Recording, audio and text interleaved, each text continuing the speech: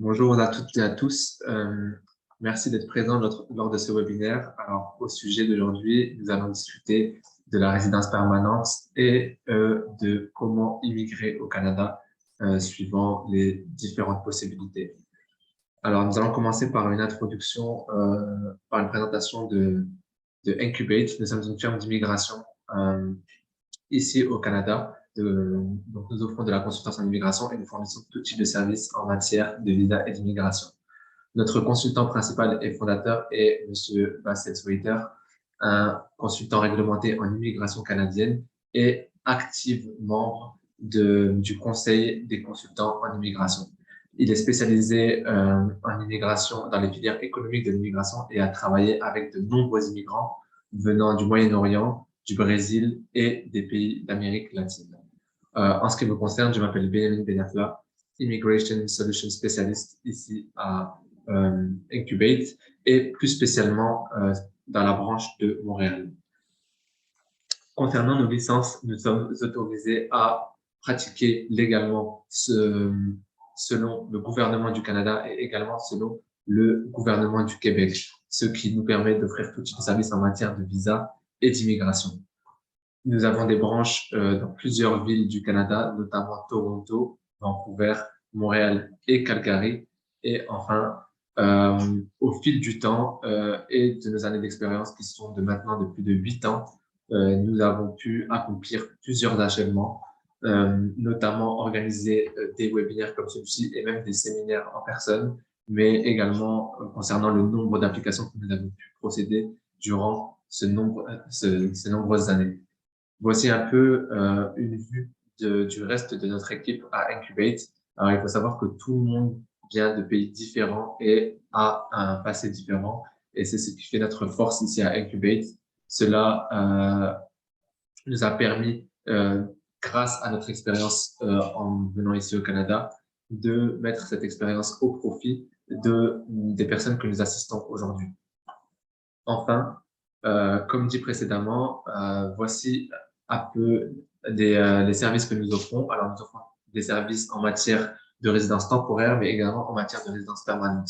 Donc, en ce qui concerne la résidence temporaire, ce serait plus tout ce qui est visiteur visa, permis d'études, permis de travail et extension. Et en ce qui concerne la résidence permanente, ça serait plus pour ce qui est du statut de résident permanent et de la citoyenneté canadienne.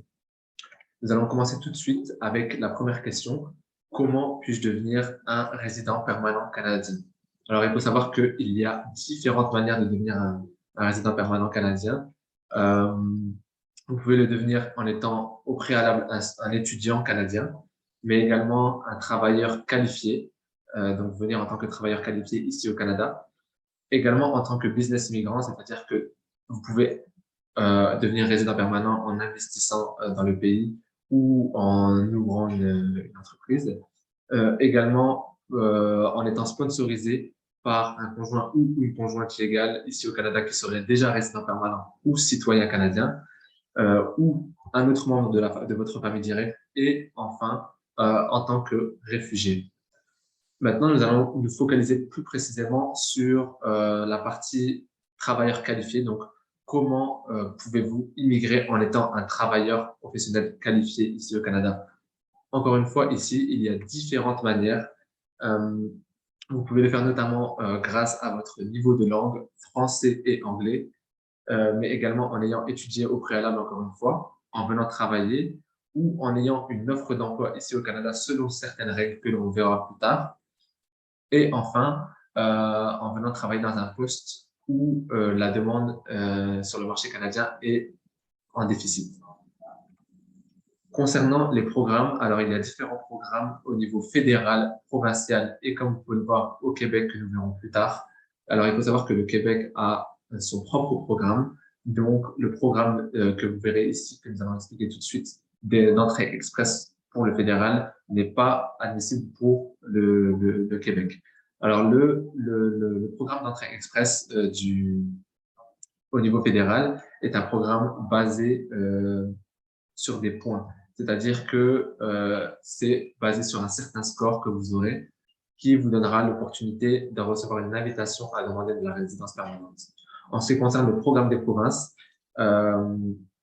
c'est pour des programmes, une province spécifique. Donc, vous pourriez être éligible pour un certain programme de certaines provinces. Il faut savoir qu'il y a une soixantaine de programmes parmi les provinces, donc il y en a énormément. Donc, vous pourriez être éligible à l'un d'eux et ceci pourrait vous donner des points supplémentaires pour le programme d'entrée express, donc le programme fédéral. Et enfin, nous avons le programme du Québec, donc Québec qui a son propre programme, également basé sur des points et pour les personnes ayant un niveau avancé en français. Donc, nous verrons cela plus tard.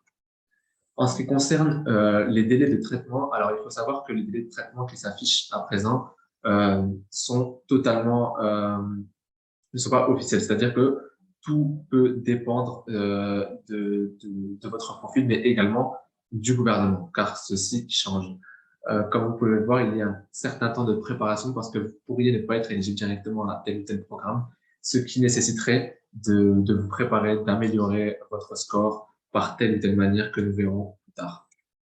Maintenant, nous allons parler plus précisément de l'express entrée donc le programme fédéral. Alors, tout d'abord, je vais commencer par vous expliquer la différence entre le programme avant 2015 et le programme à partir de 2015.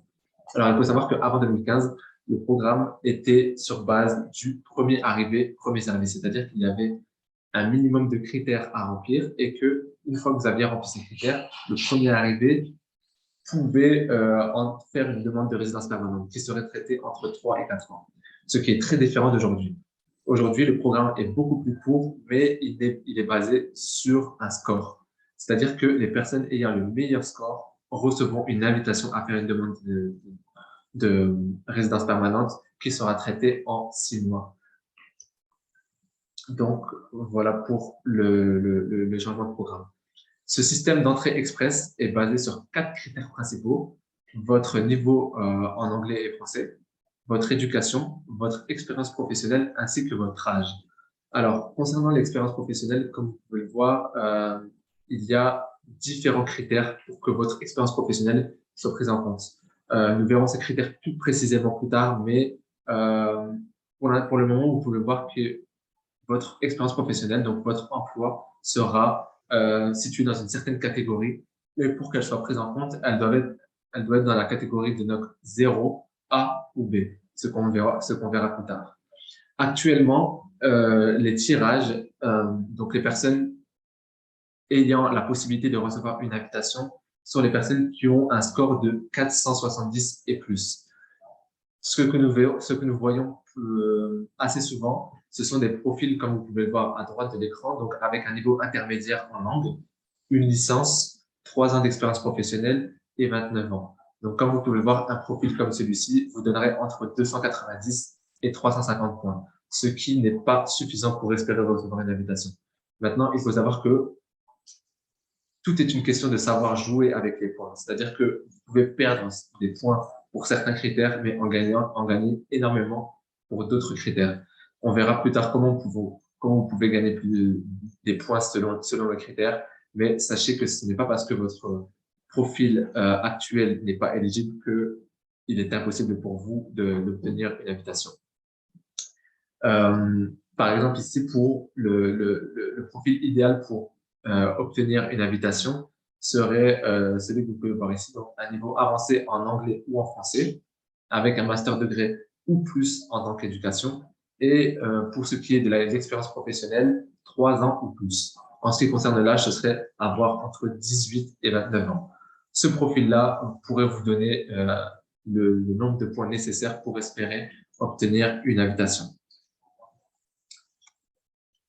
Maintenant, il faut savoir qu'il y a une mise à jour concernant le système d'entrée express. Alors, après 1 an et demi d'arrêt, le système a enfin repris et les gens recommencent à recevoir des invitations. Il y a de nouveau des tirages.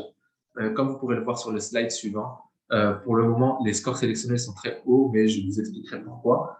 Et il faut savoir que d'ici fin 2021, début 2022, le système de classification des emplois, donc le système NOC, va changer. Donc, les emplois, les catégories vont être modifiées. Et à partir de 2023, il y aura des tirages pour certaines catégories d'emploi. Donc, si vous êtes dans une certaine catégorie d'emploi, vous pourriez recevoir une invitation. Concernant le nombre d'invitations et les scores, comme vous pouvez le voir, les tirages ont repris début juillet. Donc, le tirage a été fait le 6 juillet ainsi que le 20 juillet. Et comme vous pouvez le voir, le minimum score qui a été sélectionné était de 557 et de 542. Mais également, vous pouvez voir que le nombre d'invitations qui ont été envoyées est vraiment inférieur par rapport au tirage précédent, ce qui explique le score élevé pour le moment. Nous supposons que par la suite, il y aura plus d'invitations et donc que le score demandé, le minimum score demandé, sera inférieur et va retomber aux environs de 470. Ce que nous avons pu également remarquer durant la pandémie, c'est que certains tirages étaient faits selon certaines catégories, comme par exemple la Canadian Experience Class. Durant la pandémie, nous avons pu remarquer que certains tirages étaient faits uniquement pour cette catégorie. Mais nous ne pensons pas qu'à présent, ils vont continuer à faire cela. Nous pensons que ça va redevenir des tirages plus généraux. Maintenant, nous allons parler de comment vous pouvez améliorer votre score. Alors, tout d'abord, grâce à la langue. Comme vous pouvez le voir ici, au niveau de votre expérience professionnelle et de votre éducation, la langue peut vraiment changer le nombre de points que vous obtiendrez. Pour la même expérience professionnelle, par exemple, vous pouvez voir qu'un niveau intermédiaire avancé vous donne 25 points, alors qu'un niveau avancé en langue vous donne 50 points, donc le double. Ce que vous pouvez voir également du côté de l'éducation. Un niveau supérieur en langue vous donne beaucoup plus de points. Donc, ceci est une manière d'augmenter vos points dans votre profil d'entrée express. Également, comme je vous l'avais dit plus tôt, votre expérience professionnelle, pour qu'elle soit prise en compte, il y a certains critères à remplir. Alors, je vous ai parlé du NOC, donc votre emploi doit être sous une certaine catégorie, mais également vous devez avoir une expérience professionnelle continue, sans aucune pause, qui a été payée. Donc, c'est-à-dire que ça ne peut pas être un emploi en tant que bénévole. Vous devez avoir travaillé pour une période de 12 mois à temps plein ou 24 mois à mi-temps. Mais par contre, vous pouvez avoir aucune expérience professionnelle au Canada ou en dehors du Canada. Concernant la preuve de fonds que vous devrez prouver, celle-ci dépend du nombre de personnes qui vous accompagnent. Alors, il faut savoir que vous allez devoir prouver que vous avez les fonds nécessaires pour vous supporter, ainsi que les personnes qui vous accompagnent, du moins les premiers temps. Comme vous pouvez voir ici quelques exemples des preuves de fonds demandées en fonction des personnes qui vous accompagnent. Maintenant, à présent, nous allons parler de comment vous pouvez obtenir de l'expérience professionnelle ici au Canada. Il y a différentes manières. Vous pouvez l'obtenir tout d'abord en ayant étudié au préalable ici. Donc, si vous avez étudié dans un établissement d'enseignement désigné, vous pourriez être éligible au PGWP, donc le permis de travail post-diplôme, qui vous donnerait l'opportunité d'obtenir de l'expérience au Canada. Également, si vous êtes un conjoint ou une conjointe légale d'une personne venant étudier au Canada, vous pourriez obtenir un permis de travail ouvert de la durée du permis d'études de votre conjoint ou conjointe, qui vous donnerait également l'opportunité de travailler librement dans le pays. Pardon. Ensuite, vous pourrez aussi obtenir l'expérience canadienne en étant sponsorisé par un patron. Donc, si vous avez une offre d'emploi ici au Canada, ceci est un peu plus compliqué parce qu'il y a des critères à remplir que nous verrons juste après. Mais vous pouvez être aussi exempté de cette étude de marché, étude d'impact du marché du travail, notamment grâce au français, que nous verrons plus tard également. Et enfin, si vous êtes ressortissant d'un certain pays, il y a une certaine liste de pays. Si vous êtes ressortissant d'un pays de cette liste, vous pourriez être éligible à l'un des programmes de IEC, donc International Experience Canada. Par exemple, obtenir un permis de vacances-travail qui vous donnerait l'opportunité de venir travailler aussi ici. Concernant le sponsoring de votre patron, donc les critères à remplir pour pouvoir obtenir une étude d'impact du marché du travail positive. Tout d'abord, votre patron doit mettre en ligne cette offre d'emploi pour au minimum 1 mois. Ceci est impératif et il doit montrer que durant ce mois-ci, il a tenté de rechercher sur le marché canadien un profil convenant d'emploi. Donc, c'est-à-dire qu'il ait fait des interviews, qu'il ait également revu des CV, etc., etc.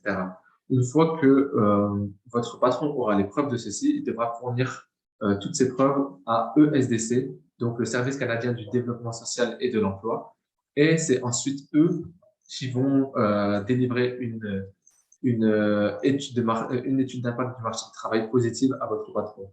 Ceci peut prendre entre 2 semaines et 3 mois.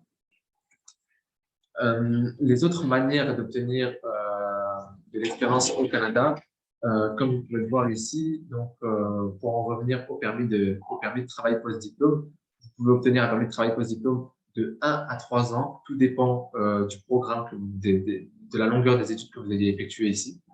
En tant que conjoint ou conjointe légale d'un étudiant, d'une personne venant étudier au Canada, vous pourriez obtenir entre 3 et 5 ans, également en fonction du permis d'études de votre conjoint ou conjointe. Et comme vous pouvez le voir, cette expérience qualifiée pourrait vous donner entre 40 et 60 points sur le système d'entrée express.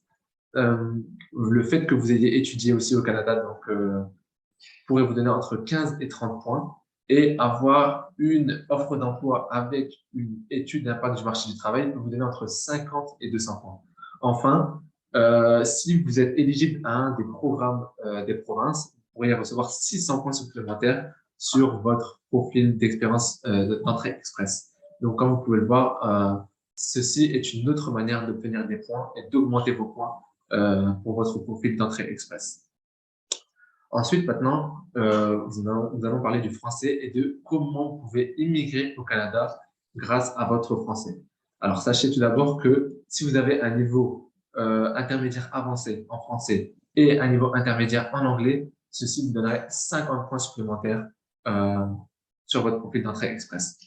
Ensuite, comme je vous l'avais dit plus avant, votre niveau de français pourrait faire en sorte que vous soyez exempté d'obtenir une étude d'impact du marché du travail. C'est-à-dire que si vous avez un niveau intermédiaire avancé en français, que vous avez une offre d'emploi ici au Canada dans un certain NOC et que votre emploi est situé en dehors du Québec, vous pourriez être éligible à ne pas devoir fournir une étude d'impact du marché du travail, ce qui est très avantageux. Ensuite, au niveau des provinces, être bilingue français-anglais peut vous donner également des avantages, comme par exemple ne pas avoir besoin d'une éducation au Canada ou ne pas avoir besoin d'une expérience professionnelle au Canada, ni d'une offre d'emploi. Et en plus de ça, ça vous donnerait 600 points supplémentaires sur votre profil d'entrée express. Voici un exemple, par exemple, de la province de l'Ontario. Donc, ceci est son programme pour les francophones, mais toutes les provinces ont leur propre programme. Comme je vous l'ai dit plus tôt, il y a une 60aine de programmes en tout. Donc, vous pourrez trouver le vôtre. Mais voici un exemple du programme de la province de l'Ontario pour les francophones. Nous allons voir à présent d'autres exemples de programmes des provinces. Donc, selon d'autres provinces, nous n'allons pas tous les voir car il y en a énormément. Mais comme vous pouvez le voir ici, les programmes de province se situent sous différentes catégories, toutes basées avec différents critères qui sont, par exemple, votre job, votre expérience, votre éducation au ou hors Canada. Mais comme vous pouvez le voir également, tous ces programmes sont pour résider en dehors du Québec. Donc, le Québec a ses propres programmes et ceux que vous verrez ici ne sont pas pour le Québec. Nous avons par exemple le gouvernement de Saskatchewan qui a son propre programme concernant les travailleurs qualifiés pour remplir des postes pour lesquels il y a un déficit d'offres sur le marché canadien. Nous avons également le New Brunswick qui a un programme pour les travailleurs qualifiés. Et ici, vous pouvez voir qu'il y a différents programmes, d'autres programmes du New Brunswick qui ont tous leurs propres critères répartis, que ce soit sur l'âge, sur la langue, l'éducation, l'expérience professionnelle etc. Donc, comme vous pouvez le voir, il y a vraiment différents programmes, même au sein d'une même province, il y a différents programmes pour lesquels vous pourriez tenter d'être éligible. Ensuite, maintenant, nous y venons. Comment pouvez-vous immigrer au Canada, au Québec? Alors, il faut savoir qu'il y a deux programmes majeurs euh, pour immigrer au Canada, au Québec. Première chose, il faut savoir que cela se fait sous le système AREMA. Donc, c'est un système encore différent du reste. Et donc, sous ce système, il y a deux programmes majeurs. Tout d'abord, le programme pour les travailleurs qualifiés. Donc c'est pour les personnes. Il faut savoir tout d'abord que euh, il faut avoir un niveau de français, donc un très bon niveau de français, et cela vous donnera ce qu'on appelle le certificat de sélection québécoise. Donc, c'est un certificat qui dit que le Québec vous autorise à venir sous tel programme. Et ensuite, vous pourriez passer au niveau fédéral pour la suite.